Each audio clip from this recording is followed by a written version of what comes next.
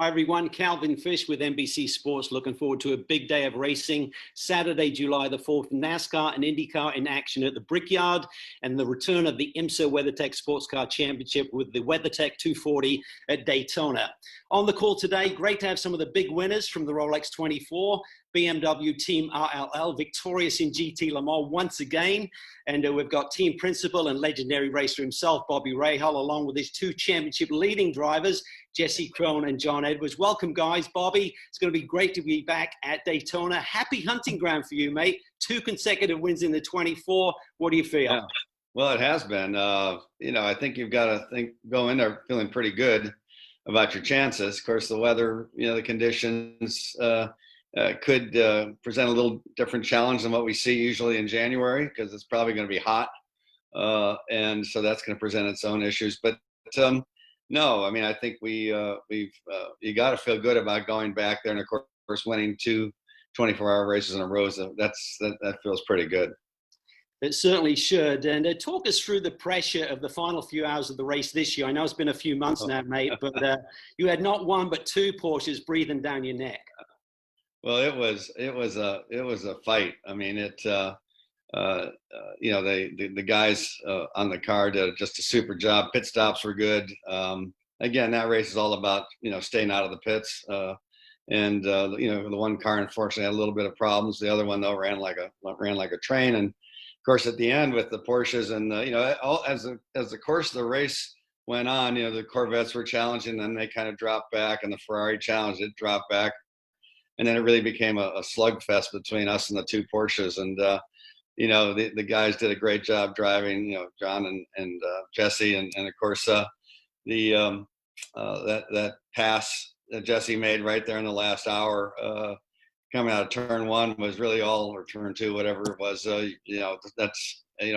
mean, I was a little bit surprised we could maintain that pace, but just a great job by everybody. And of course, I think last year everybody kind of thought we kind of lucked into it a little bit, but I don't think anybody could make that claim this year. That's for sure, mate. Great win. And Jesse, for you, talk about the pressure. You're representing a major manufacturer, one of the biggest endurance events in the world. You got 2 Porsches all around you. They handed you the ball, mate. You had to feel proud about that Bobby and the whole motorsport team put their faith on your shoulders. But how did you deal with that pressure? It was an honor, first of all, to get the chance to finish the race. Obviously, we had Augusto Farfus in the team, who clearly was the guy who got the win for us last year. So it would have been an easy choice for the team to put him in the car because he's done it in the past. But I'm glad that I had shown enough for the team for them to show me the trust and put me in the car and trust me that I can get the job done and clear with it. So I'm super happy about that. And for John, since the end of the 2019 season, it's been quite the ride for you. You got married to your beautiful bride, Serena. And since that time, you're undefeated as a married man. So we're now here, end of June. It has to feel good to get that massive win under your belt. What has it been like for you in these last few months? And reflect on the victory if you could. Yeah, well, it was obviously the biggest moment in my personal life after the week after Petit last year to get married. And then, as you said, 1 race and 1 win. So it's a 100% win record. So I think, if we go out and win the sprint race now at Daytona, I'm never going to hear the end of it from Serena, because she's clearly the good luck charm if that's the case. So, but yeah, it's been a wonderful time. Obviously after Daytona, I also got to go on my honeymoon, which was great. Fortunately fit that in before lockdown started, and it's been quite an interesting last few months, but certainly nice to start off the season with a bang. And if you're gonna have a bunch of races delayed and some cancellations and things like that, it's nice to win the biggest race of the year right before all that happens. And Bobby, the GT Le Mans grid will look a little different this year. No 4 GTs, new cars from Corvette and from Porsche. Admittedly, the Porsche's got some lap times under its belt with the World Endurance Championship. But coming into the 3rd year now with the M8, do you feel that could be an advantage in the first half of this season? There's been a lockdown on testing as well. Could that be an advantage for you guys? Well, I think everybody showed pretty strong in that race. In January, Corvettes showed strong. and of course, this is before the world, went upside down. So everybody, you're not quite sure, especially with Le Mans, coming up a few months after the 24-hour Daytona, people were preparing for that. So, I think the Corvettes are stronger than they probably looked a bit there. And of course, Porsche, I think in the end, I think they were throwing everything they had at it as we were. So I expect Porsche to still be very, very strong. I think Corvette's going to be strong. It's a shame that Ford's pulled out because that always added a bit of flavor to it for sure, and they were very competitive. So I think you got to go into the race and into the rest of the year. Now it's all about just doing your job. And especially now it's going to be really tough where you're going weekend to weekend virtually. Week after Daytona we have Sebring. That's a tough race. We just have to keep doing our job, and the drivers keep doing theirs, which I'm confident they will. So we've been working hard. Nobody's been sitting around doing nothing these last months since Daytona. The team's been working hard with BMW Motorsports. So I think we'll be ready to go, and I'm looking forward to it. And John, for you, you're one of 9 drivers, I believe, in the race next week that competed in the last summer race we had at Daytona back in 2010. I think you must have been in diapers back there looking at your age, mate. But nonetheless, talk about what it's like to be racing at Daytona in July versus January. What do you anticipate the track being like? What adjustments can you do as a team, bearing in mind it's a very short, condensed weekend that you're going to be dealing with? Well, I think all I really remember from that race back in the Grand Am days when we raced in July was losing about 6 or 7 pounds in sweat during my stint towards the end of the race. So it definitely brings a new level of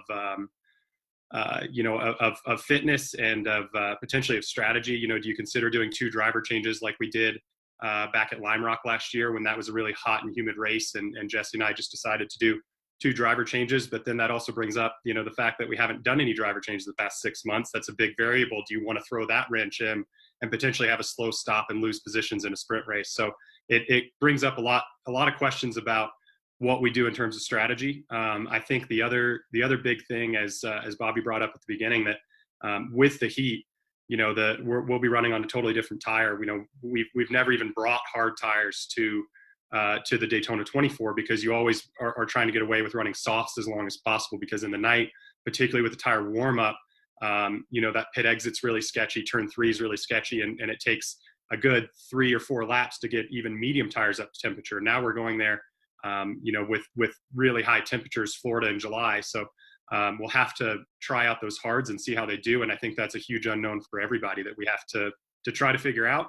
But, we've only got 2 1-hour practice sessions before the race. So it's going to be really tough for everybody to not only get back up to speed for us that, the guys, Jesse and I, haven't driven in 6 months, but we'll also have to try to be answering questions about what we can run on the car while we get up to speed. And Jesse, I think there's been a lot of apprehension around the motorsports community as to where and when we'd get back to racing. I think IMSA have done a great job with pretty much a full calendar at this point forward. But for you, one of 40-plus drivers based outside of the U.S., how much extra anxiety about having the championship lead and not being able to get back to the U.S. to defend it did you have? Yeah, it was tough when we were about to go racing at Sebring. I changed my schedule a little bit to be here early enough just so I could fly in before the lockdown started, because it was still unknown whether the race is going to happen. And I didn't want to be one of the guys left outside because I was not here early enough or whatever. So obviously being across the pond brings a lot of pressure on the drivers to make it here on time. And that's why we're here now, like 2 weeks early. I'm already in Florida. Doing a self-quarantine and trying to respect the IMSA regulation and IMSA recommendation on when to arrive here. And what is your plan at this point forward? Will you stay through Road America, or are you just going to wait and see what the new quarantine regulations may be? I'm just going to stay until Road America. I won't be going back home. I have a nice place here where to stay. I'm staying with Tony Villander. We've done a lot of cycling, and this is like a home base here in US, so it's nice. A little warmer than Finland down there. Yeah, we've been struggling with the heat, but slowly climatizing. Great stuff. Bobby, I think the whole motor racing community was shocked and saddened to hear the news last week about Alex Zanardi's road accident on his hand bicycle. I know how much he's loved by the whole motor racing world and particularly the BMW family. Give us a snapshot about Alex. We're looking for great news in the upcoming days and weeks, but you've raced against him. You've raced against him as a team owner, and you had him as part of your team last year. Talk Right. about Alex Zanardi, if you would. Well, Alex is just one of those people that's, has this, there's this kind of aura about him that he's so attractive to people because of everything that prior to his accident, even, he was just a very colorful guy, here in Indy cars, winning all those races, doing the donuts. It just he made a huge impact on racing fans here in North America during his IndyCar times. And then of course, the accident and I mean, amazing that he was able to survive that, thanks to the doctors, the kart doctors, Dr. Olvey and others. And then to see him come back, and, I think a lot of people would excuse him, if he just said, I'm just going away, never to be seen again. But that's not Alex. Alex has this drive and he's indomitable spirit that, he had big accidents in Formula One and came back from those as well. So he's a guy that doesn't take no for an answer or isn't willing to face up to whatever the challenge may be. And certainly everybody, we all hope that his recovery process is a very stable, good one, hopefully short, that it's not as long as his previous incident. But, we all say prayers to him. I mean, he's just, when he drove with us, and I think, Jesse and John would attest to it, but when he drove with us at Daytona last year, he just brings such a can-do spirit that it's hard for people not to get brought into that. And so, we're saying a lot of prayers for him, and I hope he gets well soon. Absolutely. And Jesse, you drove alongside Alex in the 2019 Rolex 24. What was that experience like for you? It was unbelievable. Like, I was part of the team that was developing the handbrake system for him. So I was working with him quite a while before the actual race, helping him get the handbrake tuned in and working in sync with our foot brake. And just working with him was just amazing. I'm super happy that I got to do it. And I hope it won't be the last time that I get to share a car with him. I really hope he's going to get well soon. And it's been on my mind lately a lot about what happened to him and how his recovery is going. And I'm happy that BMW has kept us well updated on his condition, and we're in the loop of news about Alex. John, during this lockdown, people have tried to find ways of keeping busy. You were late to the party, but you got into the sim game, finished off the year with a podium run at the Glen. How much time did that take to get up to speed against some of the other drivers who are more familiar with that platform? Well, it depends if you're talking in terms of, time elapsed or time on the sim. I mean, it probably only took about 10 days or 2 weeks, but basically spent every waking hour of every day on the sim in that time. So, fortunately, Connor DeFilippi and I both ordered sims, and we're helping each other kind of build out our sims in that period. And so we got into it at the same time. Fortunately, we had a lot of help from guys like Jesse, who have been, longtime sim guys, Nicky Katzberg, Bruno Spengler, and also the team at BS Competition, because that's BMW's, sim racing arm, which they've had set up, even before quarantine. They didn't just decide to get into sim racing because it was a cool thing to do while we weren't on track. They've been really involved in this. They have sim professionals, and those guys are on TeamSpeak with us, helping us with setups in the days leading up to the races, and then they're on our radio essentially during the race. So if you get touch from somebody, you can ask them, do we have damage, and they'll go look at the different camera angles, say, no, your car looks good. They'll call strategy. They're looking at the fuel numbers every lap as they come in, just like in real life. So I was really amazed at how that side of racing, it's a virtual race, but it's really operating on the TeamSpeak and on the the strategy side, just like a real race. So it was really cool for me to be involved. Finished out the year with the podium, which was nice to get a bit of a reward after all the hours spent leading up to that. Although ironically, that last race was the one I practiced the least for. So somehow I guess I got out of my own head. That might be the secret, right? Yeah, maybe that was what I should have been doing all along. But yeah, it was really fun. It was great to have an outlet, I think, for all of us to be competitive, and still have something to drive for while we had a long time out of the car, because for most of us, we typically don't go a month or certainly not 2 months outside of the car. So it's been a weird time, and it was great to have a competitive outlet. Great stuff. And Bobby, final word with you.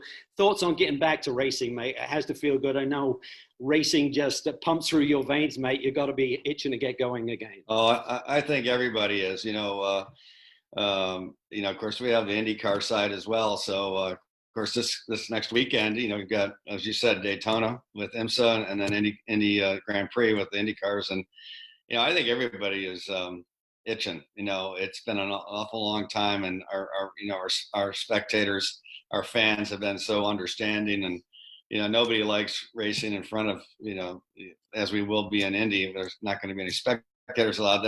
It's a very hollow atmosphere. But thankfully in Daytona, the scene will be a bit different, and that's good. And the big thing is everybody get going racing again. And, I'm really I think it's going to be a great season. Really looking forward to everybody getting back together and really having a great second half of 2020. Fantastic. Thanks for your time, everyone. We really look forward to seeing you in action this upcoming weekend. And I look forward to calling the action along with the rest of the guys on NBCSN, 6 p.m. Eastern, July the 4th. We'll see you all then. Cheers. Thank you. Thank you.